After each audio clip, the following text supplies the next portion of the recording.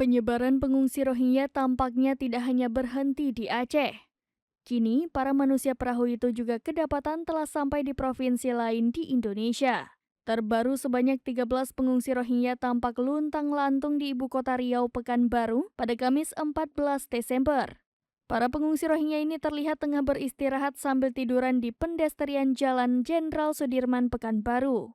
Mengutip Kompas.com via Tribun News pada Jumat 15 Desember, para pengungsi itu terdiri dari 6 pria dewasa, 4 wanita dewasa, 2 remaja perempuan, dan 1 bayi laki-laki. Menurut pengakuan salah satu dari pengungsi Rohingya itu, Syamsul Alum, yang mengatakan mereka tiba di Pekanbaru pada Kamis 14 Desember dini hari. Lanjut Syamsul, ia merupakan Muslim Rohingya dari Bangladesh. Ia dan para Rohingya lainnya juga tidak punya arah dan tujuan, serta tidak mengantongi identitas apapun. Seorang pengungsi lainnya bernama Imam Hussein ketika ditanya berasal dari mana, Imam hanya menjawab "We are Muslim" sambil menepuk perutnya mengisyaratkan bahwa ia kelaparan. Ia kemudian menunjukkan kartu identitasnya yang memperlihatkan nama serta tanggal lahirnya yaitu 1 Januari 2005.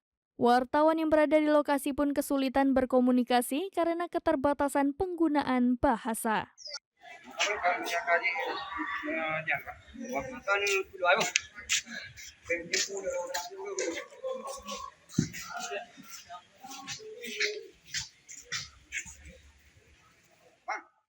Download Tribun X sekarang, menghadirkan lokal menjadi Indonesia.